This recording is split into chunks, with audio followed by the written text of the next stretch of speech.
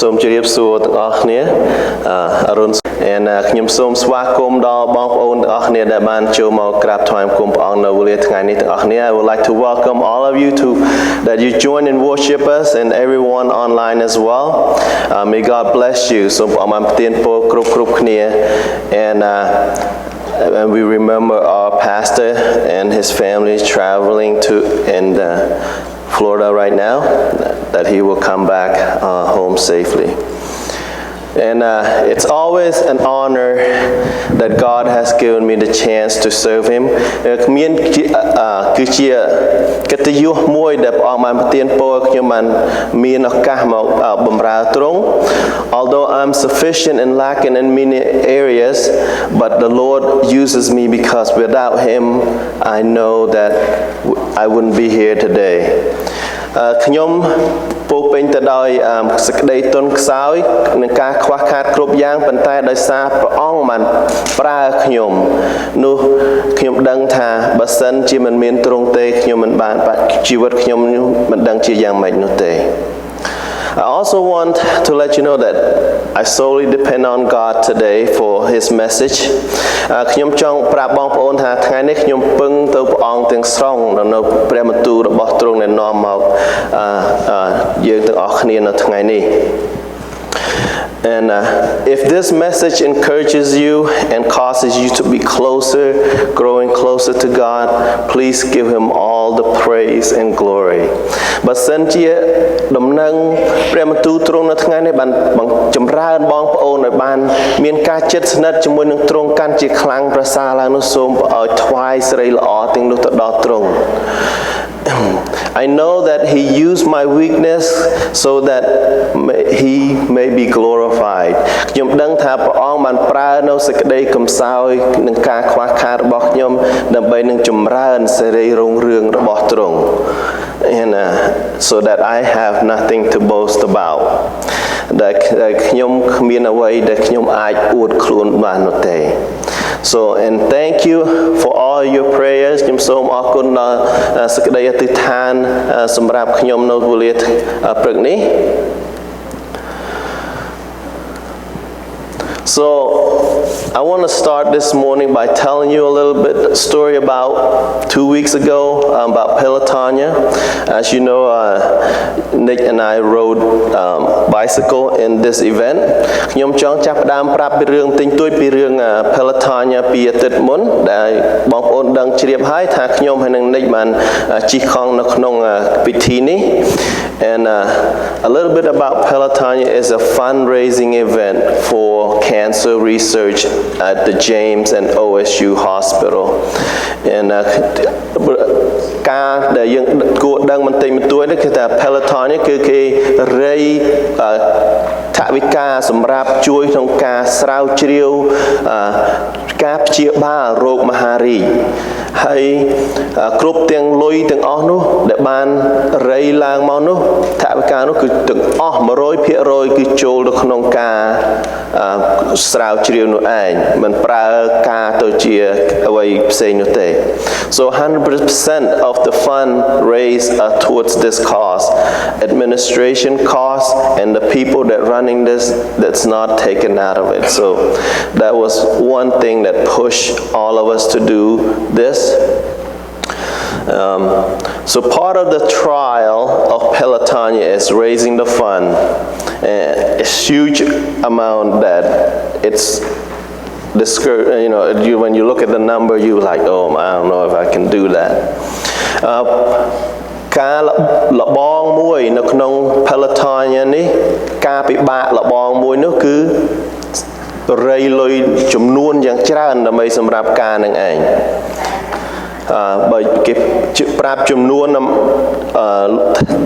ថ្លៃថវិកានោះគឺយើងមើលទៅគួរជាមានការភ័យខ្លាចដែលថាយើងមិនអាចធ្វើការនោះបាន And another trial is to ride for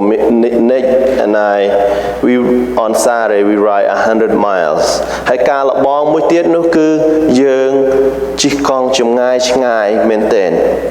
Nick ហើយនឹងខ្ញុំថ្ងៃសៅរ៍ជិះ100 ម៉ាយ So through this way Saturday, we passed the halfway mark, so I think we're probably around 60 miles. So Nick started to develop pain in his knee. It's sharp pain, and we prayed in the morning before we start, 6:30, and then we prayed when he was having pain, and we tried everything, biofreeze and wraps and everything. You see the wraps on his knee, the white wrap there in the first picture. យើងថ្ងៃសៅរ៍នេះយើងជីបហាបានហួស50ម៉ៃលប្រហែលជាខ្ទង់60អីហ្នឹងនិចមានការឈឺជង្គង់ឈឺខ្លាំងមែនទែនសាកស្អំ biofreeze នោះផងហើយរុំផងហើយការទាំងនោះជួយមែនជួយបន្តិចតួចប៉ុន្តែយើងអធិដ្ឋានពេលព្រឹកក៏អធិដ្ឋានហើយពេលហ្នឹងក៏យើងអធិដ្ឋាន And I continue to tell him to take it slow. This is not a race. We can finish in our own time. ហើយខ្ញុំជួយកំឡាចិត្តនិចថាយើងអាចជីកតាមល្បឿនយឺតតែដែលយើងអាចជីកទៅបានទៅនេះគឺមិនមែនប្រណាំងប្រជែងអីទេ And I encourage him, and he was doing good. And that day, I'll tell you, I never seen such a fighter like Nate. ថ្ងៃនោះខ្ញុំដែរឃើញអ្នកណាដែលតស៊ូដូចជា Nate បង Nate ទេហើយ and he refused to let the devil win that day. ហើយ Nate ថាមិនបដិសេធមិនឲ្យសាតាំងឈ្នះទេថ្ងៃនោះ And after 4 p.m. or so, we finished. Nick was able to complete 100 miles. And នៅទៅពេលម៉ោង 4 រសៀល Nick បានជិះចប់ទាំង 100 ម៉ាយល៍នោះ He did not give in. Nick មិនចុះចាញ់នេះគឺជាកម្លាំងមួយដែលជំរុញឲ្យខ្ញុំដែរ And on Sunday, I having trouble too. ថ្ងៃអាទិត្យខ្ញុំជិះ 100 ម៉ាយល៍ទៀតខ្ញុំក៏មានបញ្ហាឡើងទួលភ្នំចុះឡើងចាប់ពីព្រឹកមុនដំបូងម៉ោង 7 ទៅដល់ 48 ម៉ាយល៍អត់ឈប់អញ្ចឹងឯងបត់កលៀនកលុកនៅខាងជើង Ohio នៅកន្លែង Amish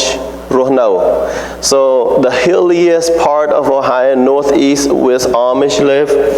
after 48 miles, I cramp in my right leg, I cramp in my left leg, and then it's still there in the left leg. So I used everything, biofreeze, hot shots, I used it all, and then I was like, oh, I have nothing now. ខ្ញុំប្រើអ្វីៗទាំងអស់ប្រដាប់រុញ biofreeze ហើយទឹកគេសម្រាប់កុំឲ្យឈឺជើងស្លាក់ជើងហ្នឹងខ្ញុំស្ដាប់អស់ប៉ុន្តែអត់ខ្ញុំប្រើអស់លេងរួចនៅតែមានទៀត But God was good. ប៉ុន្តែព្រះទ្រង់ល្អណាស់ប្រសើរណាស់ខ្ញុំទ្រង់ធ្វើឲ្យខ្ញុំនឹកឃើញថាទឹកដែលខ្ញុំផឹកហ្នឹងគេលាយម្សៅហើយនឹងទឹកហើយដាក់ម្សៅតិចពេកទឹកច្រើនពេកទៅខ្វះជាតិ Pedialyte ដែលធ្វើអញ្ចឹងទៅធ្វើឲ្យរូបរាងកាយរបស់ខ្ញុំខ្វះជាតិនឹងដែលធ្វើកុំឲ្យខ្ញុំស្លាក់ឈើងឈឺជើងឈឺអីហ្នឹង So God was gracious enough to let me know, hey, my drinking is lacking in Pedialyte. The Gatorade powder and the water ratio wasn't matching. It was kind of bland. It's like watered down Gatorade. If you drink the bottle Gatorade and you drink this, you think it's still water, not Gatorade. So God put it in my mind and say, hey, I need to add a packet of Pedialyte in there. And that's what I did to the Gatorade they already mixed. I add another packet. ខ្ញុំបានព្រះអង្គបានធ្វើខ្ញុំនឹកឃើញលាយថែមទៀតជាតិ Pedialyte ម្សៅនឹងចូលទៅក្នុងទឹកនឹងគេលាយហើយនឹងដើម្បីឲ្យបង្កើន Pedialyte ច្រើននៅក្នុងរូបកាយខ្ញុំ And I took 3 shots of pickle juice. ខ្ញុំបានផឹកទឹកជ្រក់ត្រសក់ 3 kèo từ sọ nâng về miền chiết chu hay về miền chiết prai chiết chu hay nâng prai nâng chui chấm khuôn nó bao giờ cầm oi rẽ xa chiết tực cầm oi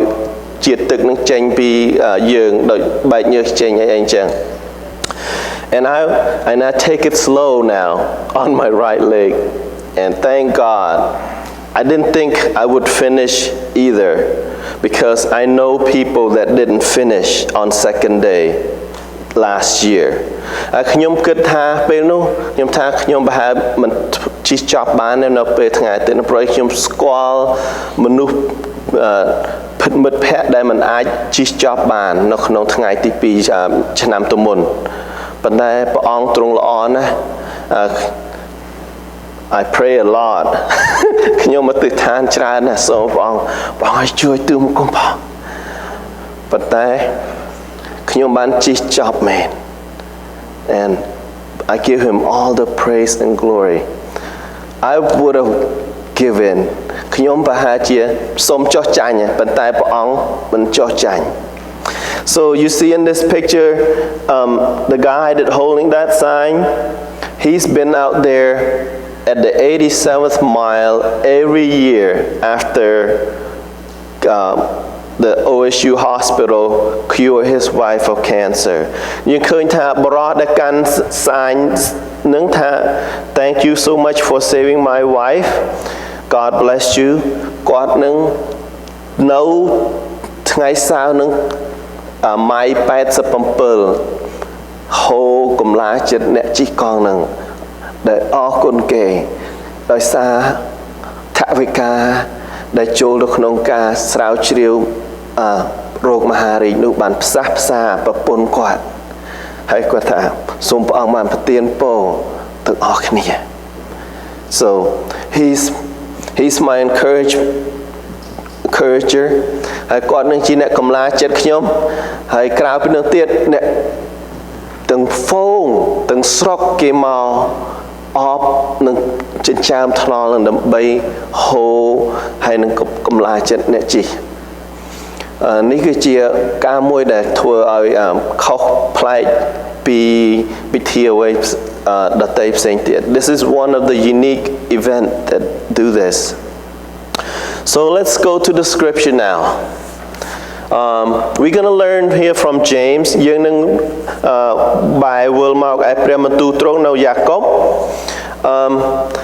Has anyone here now went through any trials or tribulations? តើមានអ្នកណាខ្លះនៅទីនេះដែលហើយកំពុងតែមើលតើមិនដែលជួបនឹងសេចក្តីលបងឬក៏សេចក្តីពិបាកណានោះឡើយ I can say that if you're Cambodian, you went through the trial and tribulation. ខ្ញុំថាបើសិនជាបងប្អូនជាជនជាតិខ្មែរនោះបានឆ្លងកាត់ការលបងនិងការពិបាកនេះហើយគឺ Pol Pot during the Khmer Rouge Pol Pot time. If you think trials are easy and fun to go through, តើបងប្អូនគិតថាសេចក្តីពិបាកតោកយ៉ាកនោះហើយនឹងសេចក្តីលបងទាំងអស់នោះសេចក្តីលបងទាំងអស់នោះតើស្រួលឆ្លងកាត់ទេ Or would you agree those are hard តើបងប្អូនជឿវិញថាការទាំងនោះគឺពិបាកណាស់មែនទេ Let us read here together in verse 2 to 4 សូមឲ្យយើងបាននឹងអានជាមួយនឹងគ្នា Please stand. We'll do both. Okay, let's do that. Consider it pure joy, my brothers and sisters, when you face trials of many kinds, because you know that the testing of your faith produces perseverance.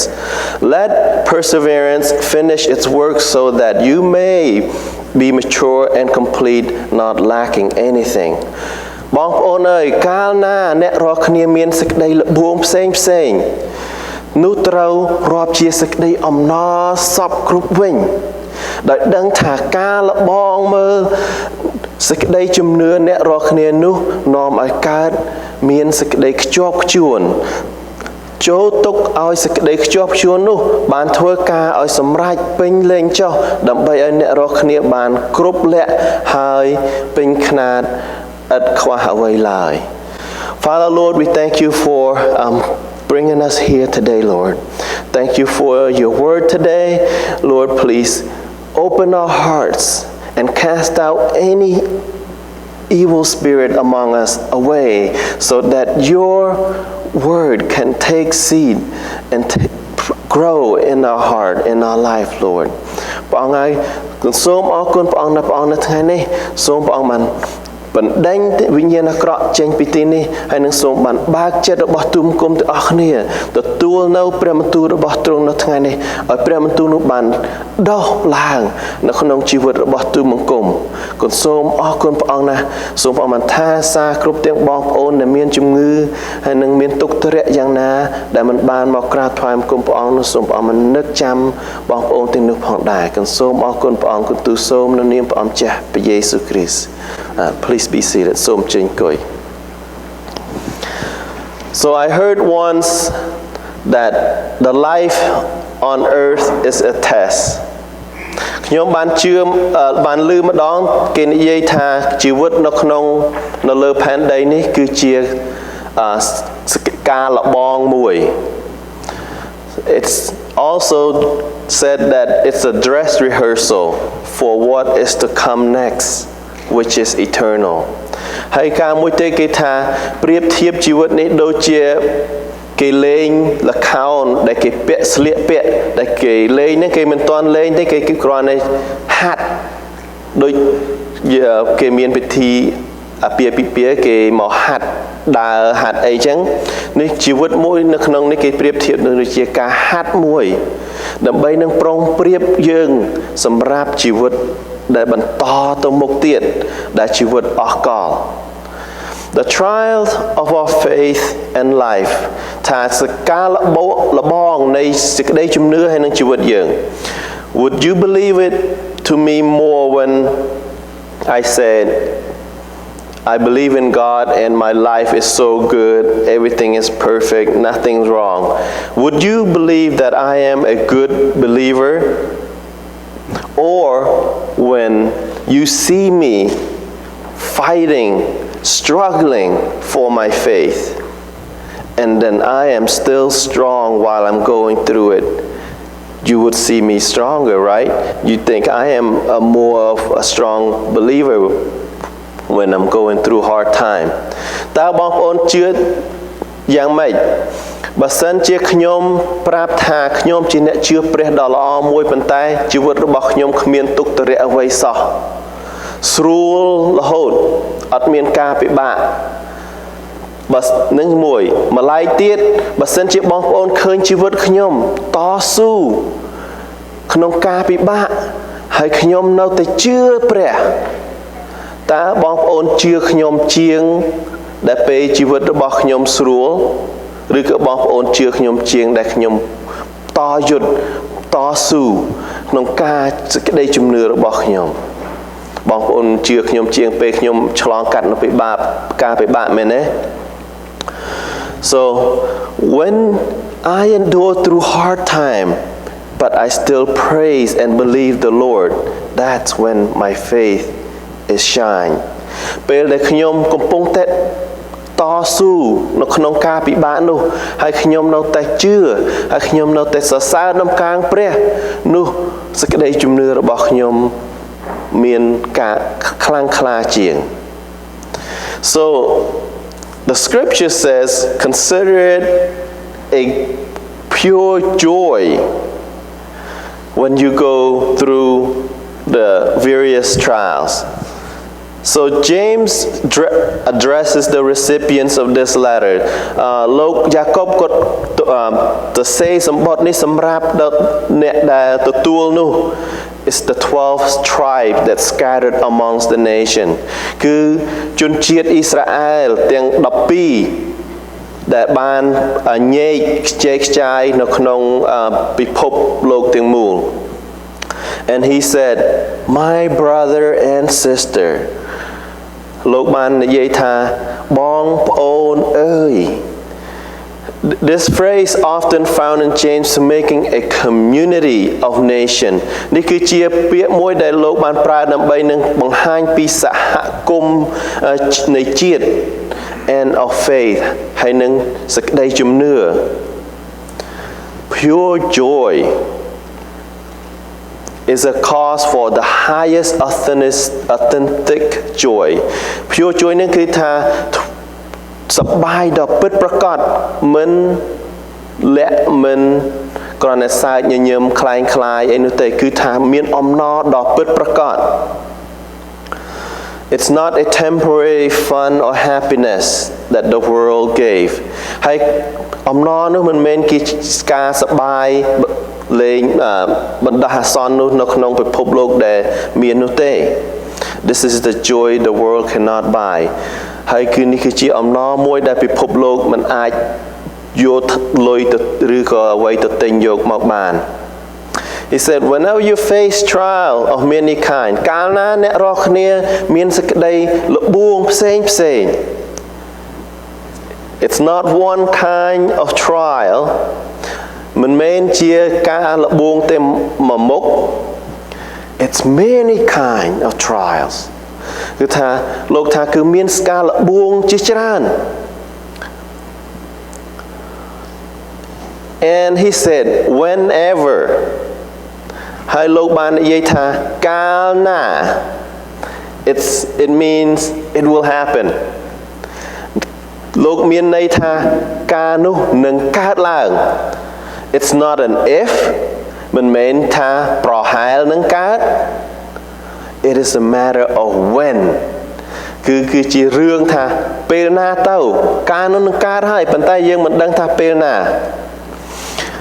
Here it doesn't sound like any one of us know when that will happen ហើយប្រយោគនេះយើងដឹងថាការនោះយើងប្រហែលជាគ្មានអ្នកណាមួយដឹងថាការលបួងនឹងកើតឡើងនោះទេ So I call it a surprise quiz of life.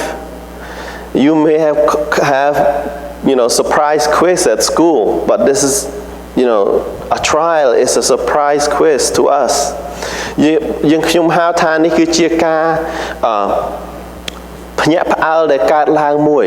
ការនេះដែលយើងមិនបានចាប់អារម្មណ៍ដែលយើងមិនបានប្រុងប្រៀបទុកយើងមិនដឹងពេលនោះនឹងកើតឡើងប៉ុន្តែការនោះនឹងកើតឡើង Like Peter is telling us here in 1 Peter 4:12 said, Behold, do not surprise when the fiery trial when it comes upon you to test you, as though something was strange is happening to you. ថាពួកស្ងួនភ្ងាអើយកុំឲ្យប្លែកក្នុងចិត្តដោយភ្លើងដ៏ក្តៅក្រហាយដែលនឹងកំពុងតែលបងអ្នករាល់គ្នាទុកជាការកើតមានសេចក្តីចម្លែកនោះឡើយថាកុំឲ្យប្លែកថាការលបងនោះនឹងកើតមកសូមកុំឲ្យយើងប្លែកនៅក្នុងចិត្តថាការនេះដូចជាខុសប្លែកម្ល៉េះនេះ So don't be surprised it's like it's something strange it is common ហើយការនោះកើតច្រើនជាញឹកជាញយ Back to verse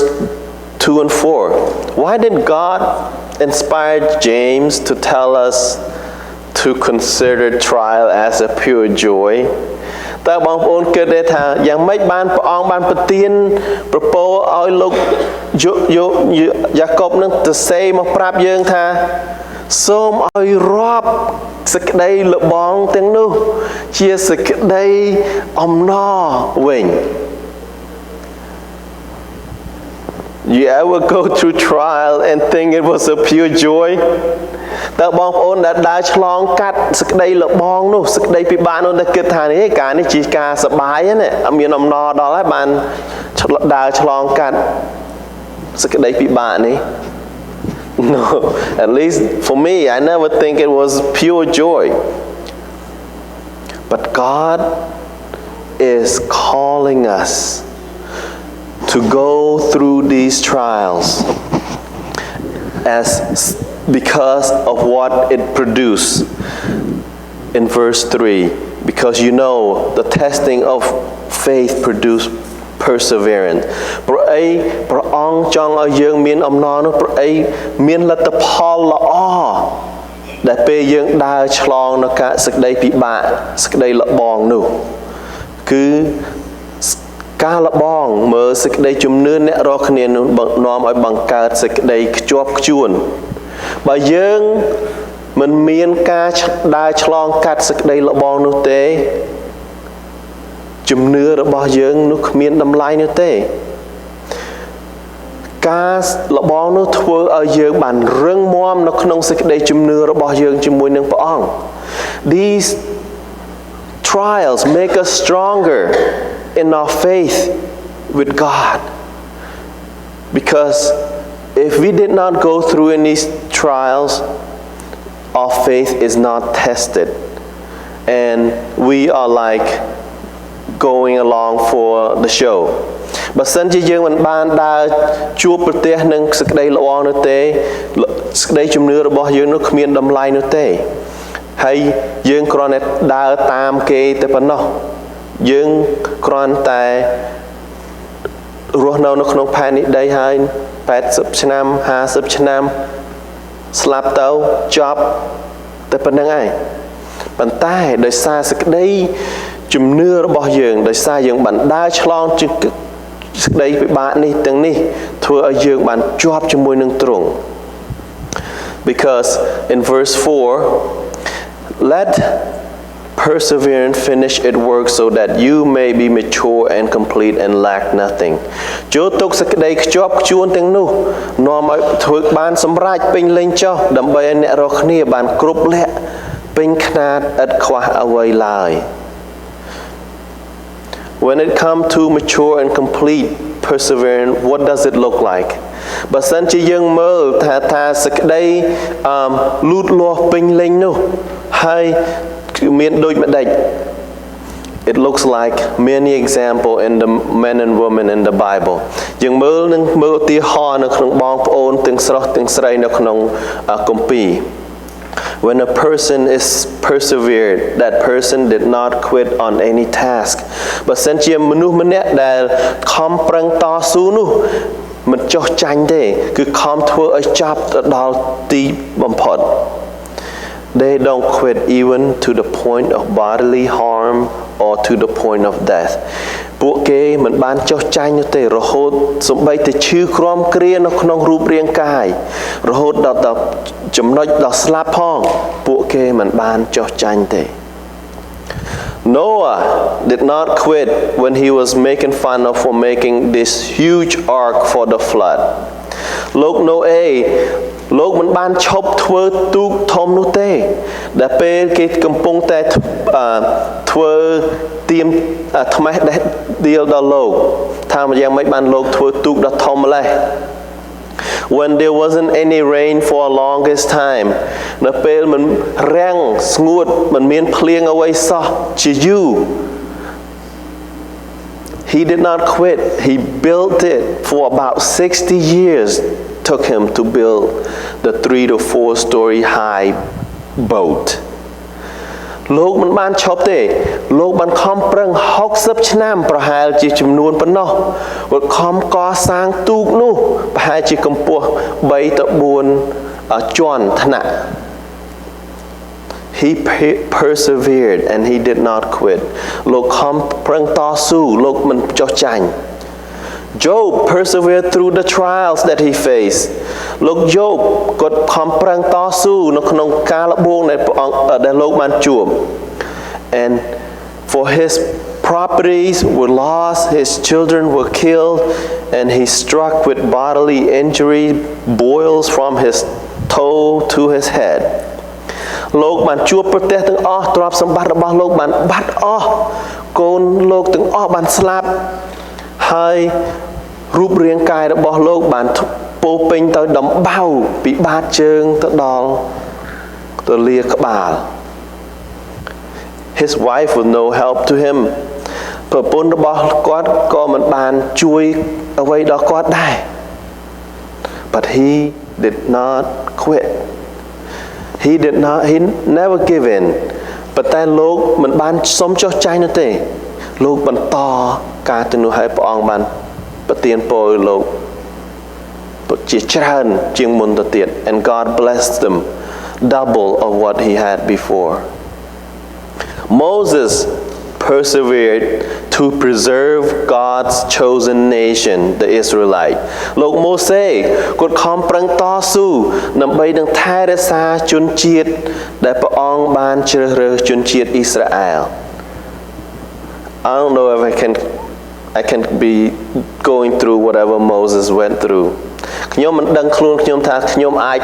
ធ្វើដូចលោកម៉ូសេបាននោះទេមនុស្សម្នាក់នាំមនុស្សរាប់លាន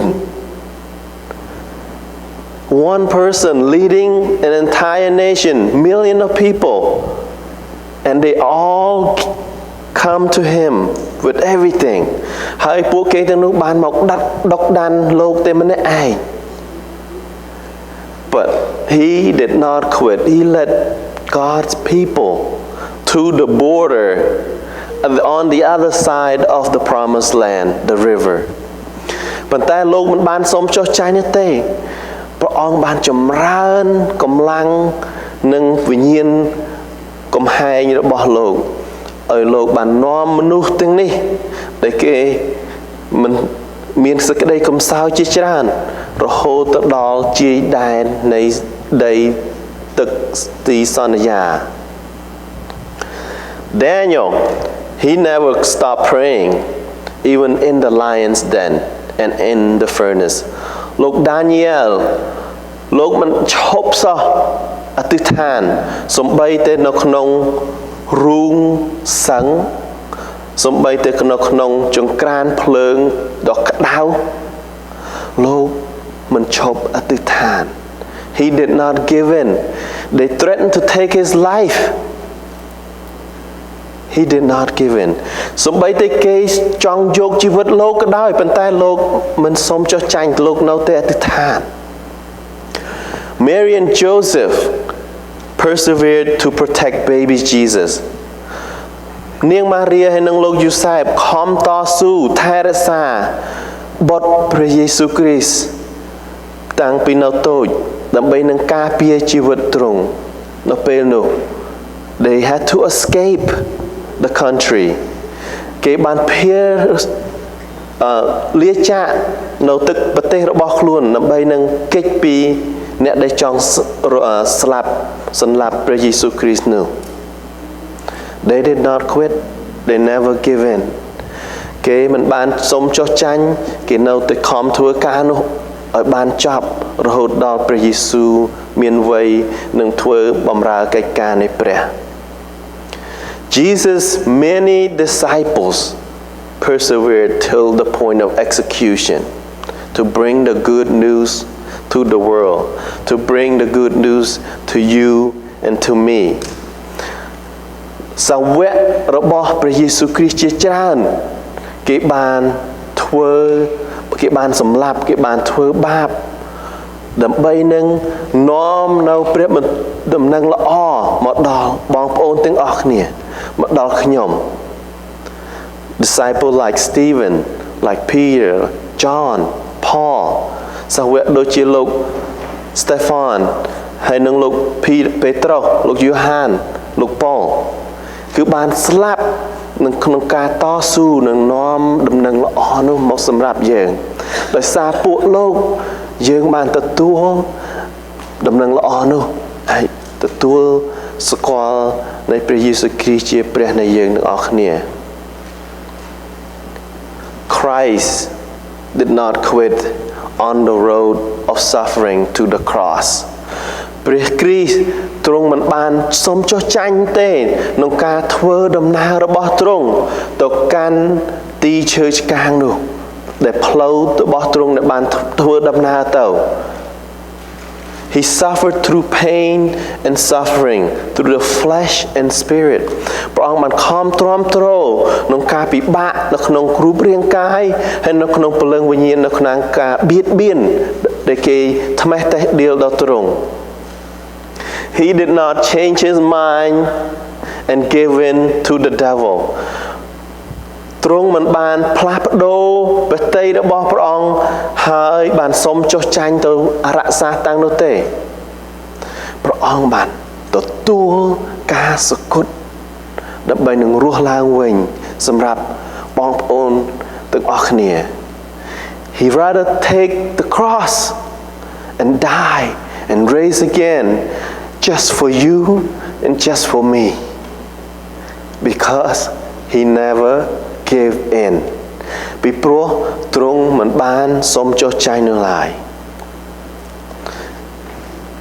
When you're going through hard time it's easy right to just give up ពេលបងប្អូនកំពុងតែដើរឆ្លងកាត់នោះសេចក្តីពិបាកនោះស្រួលមែនទេយើងស្ថាយើងសុំចុះចាញ់រួចខ្លួន But it's tougher to stand there and to press on ប៉ុន្តែយើងពិបាកណាស់ដែលយើងខំប្រឹងតស៊ូយើងនៅខំនៅឈរនៅទូនេះនឹងទទួលនៅសេចក្តីលំបាកទាំងអស់ដែលយើងកំពុងតែឆ្លងកាត់យើងបងប្អូនខ្លះឥឡូវនេះកំពុងតែឆ្លងកាត់ការរស់នៅផែនដីនេះបងប្អូនខ្លះមានជំងឺដែលមិនជាផ្សះផ្សា Some of us are going through the trial of life right now. Some of us are sick with chronic disease that we cannot be cured. But we're still fighting. We never give in. And this, God, you are glorifying God. យើងកំពុងតែលើកសេរីល្អសម្រាប់ព្រះដែលពេលយើងកំពុងតែតស៊ូនោះសូម keep our goal and our eyes on God on Jesus សូមឲ្យយើងបានដាក់ភ្នែកតម្រង់ភ្នែករបស់យើងឆ្ពោះទៅឯលើព្រះអង្គព្រោះព្រះអង្គគឺជានឹងការចម្រើនកម្លាំងដល់យើង What can you do the next time to overcome the trials? Well, Paul told the church in Rome, he said, rejoice in hope, be patient in tribulations, and be constant in prayer. ចូលអស់សប្បាយដោយសេចក្តីសង្ឃឹមចូលអត់ធន់នឹងសេចក្តីទុក្ខលំបាកចូលឲ្យជាប់ខ្ជួនក្នុងសេចក្តីអធិដ្ឋាន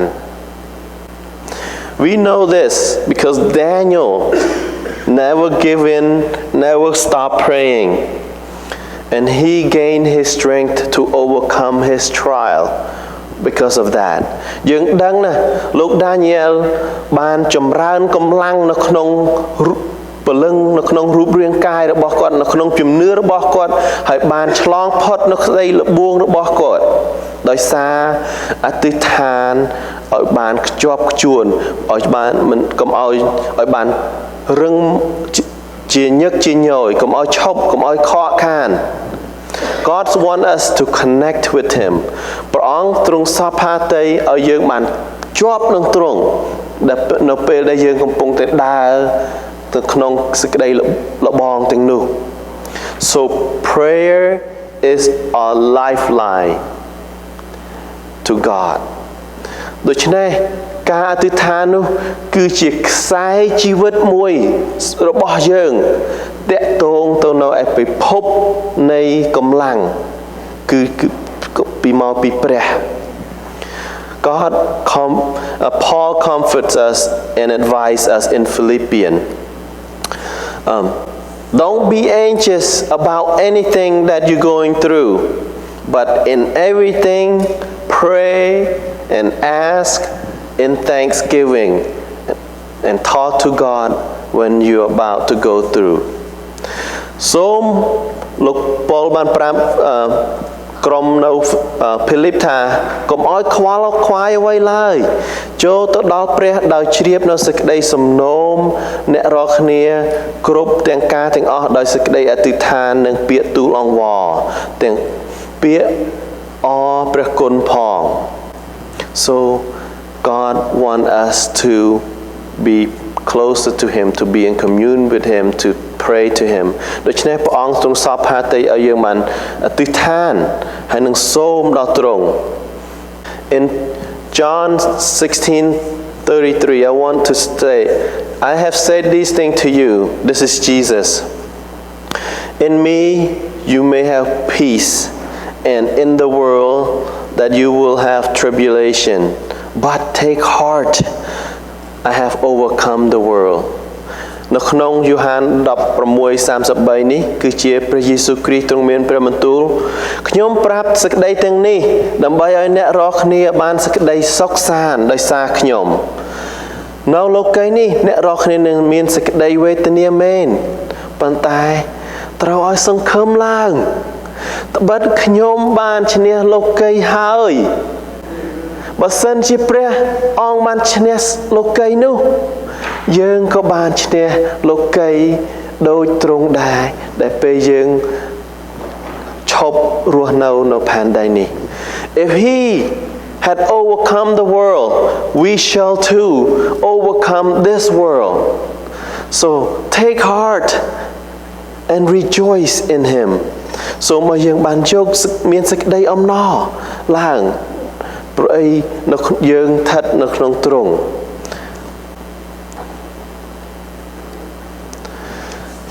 No temptation has overtaken you that is not common to man.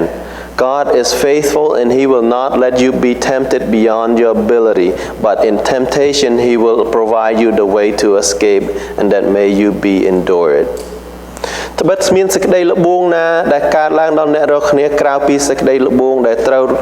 ខាងមនុស្សលោកនោះទេរីឯព្រះទ្រង់ក៏ស្មោះត្រង់ដែរទ្រង់មិនឲ្យកើតមានសេចក្តីល្បួងហួសកម្លាំងអ្នករាល់គ្នាឡើយគឺនៅវេលាណាដែលអ្នកត្រូវល្បួងនោះទ្រង់ក៏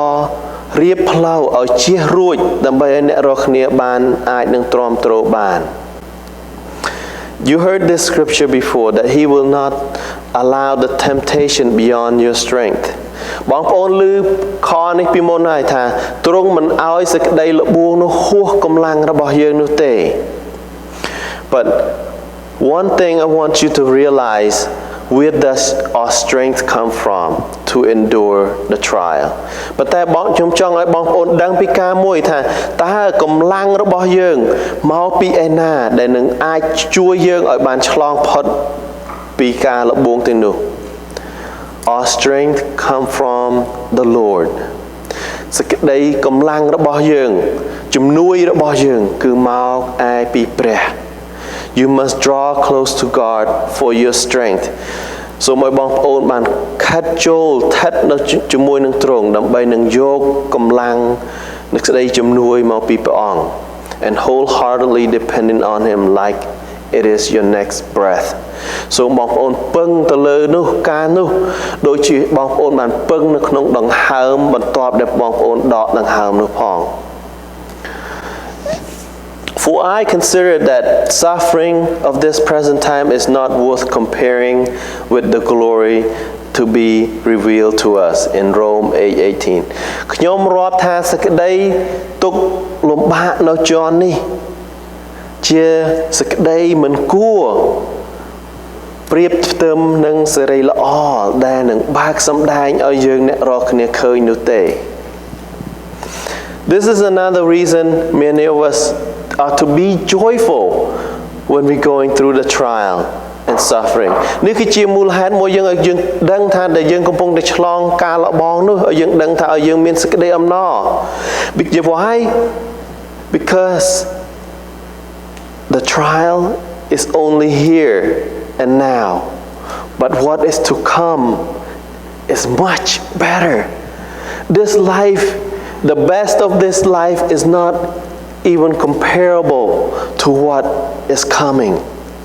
ថាការលបងរបស់យើងនោះគ្រាន់តែមួយផ្លេតទេគ្រាន់តែមួយពេលនោះទេក្នុងជីវិតនេះប៉ុណ្ណោះប៉ុន្តែអ្វីដែលកំពុងតែរងចាំយើងនៅអនាគតនៅក្នុងពេលអតីតកាលនោះល្អប្រសើរជាងអ្វីទាំងអស់សូម្បីតែការល្អប្រសើរនៅក្នុងពិភពលោកនេះប៉ុណ្ណាក៏ដោយមិនបានមួយចំណិតផងនៅការល្អប្រសើរនៅឯជីវិតជាមួយនៅព្រះអង្គនៅខាងអតីតកាល So take heart and take joy សូមឲ្យបងប្អូនបានកម្លាចចិត្តឡើងឲ្យមានអំណរឡើងថាការទាំងនេះគឺគ្រាន់តែមួយផ្លេតទេ It's not comparable មិនស្មើទេ strengthened the soul of disciple, encouraged them to continue in faith and saying, through many tribulations, we must enter the kingdom. លោកក្នុងគម្ពីរកិច្ចការនេះថាសូមឲ្យបានចម្រើនកម្លាំងពួកសិស្សឲ្យមានចិត្តរឹងប៉ឹងហើយទូលមានឲ្យមានចិត្តស្ថិតថេរក្នុងសេចក្តីជំនឿដោយពាក្យថាត្រូវតែទ្រាំទ្រទុក្ខវេទនាជាច្រើនដើម្បីនឹងចូលទៅក្នុងនគរព្រះបាន So the trial that we're facing right now, we have to face it to go to God's kingdom. ការលបងដែលយើងកំពុងតែប្រឈមមុខឥឡូវនេះគឺជាការមួយដែលយើងត្រូវដើរកាត់ដើម្បីនឹងទៅកាន់នគររបស់ព្រះ So it's okay. So I would like to encourage all of you to remember the church in Paul, that nothing can separate us, not even the trial and tribulation and execution, not even hunger and nakedness or danger can separate us from the love of Christ. គ្មានសេចក្តីលបងគ្មានសេចក្តីលំបាកគ្មានសេចក្តីវេទនាគ្មានសេចក្តីអាក្រាតគ្មានសេចក្តីណាទាំងឡាយដែលអាចនឹងផ្ដាច់យើងចេញពីសេចក្តីស្រឡាញ់របស់ព្រះបាននោះឡើយ Not any trial, not any tribulation, not any financial, not anything, not any sickness that can do this to us. គ្មានលបងគ្មានការខ្វះខាតខាងថវិកាគ្មានជំងឺគ្មានអ្វីទាំងអស់ដែលអាចដកយើងចេញពីព្រះបាននោះឡើយ Through the trials of this life, may God give you strength and overcome them. សូមគ្រប់ទាំងសេចក្តីលបងនៅក្នុងជីវិតនេះសូមព្រះអង្គបានប្រទានពរឲ្យបងប្អូនទាំងអស់គ្នាមានកម្លាំងនិងឆ្លងកាត់ការទាំងនោះ He already won it and we will win also. ព្រះអង្គបានយកការទាំងនោះឈ្នះអស់ហើយយើងក៏ឈ្នះការទាំងនោះដូចទ្រង់ដែរ Never give in. សូមកុំឲ្យចុះចាញ់ សូមព្រះអង្គបានប្រទានពរបងប្អូនទាំងអស់គ្នា God bless and may God keep you as we going through the trials together. សូមព្រះអង្គបានរក្សាបងប្អូនទាំងអស់គ្នានៅពេលដែលយើងកំពុងតែឆ្លងកាត់សេចក្តីលបងទាំងអស់គ្នា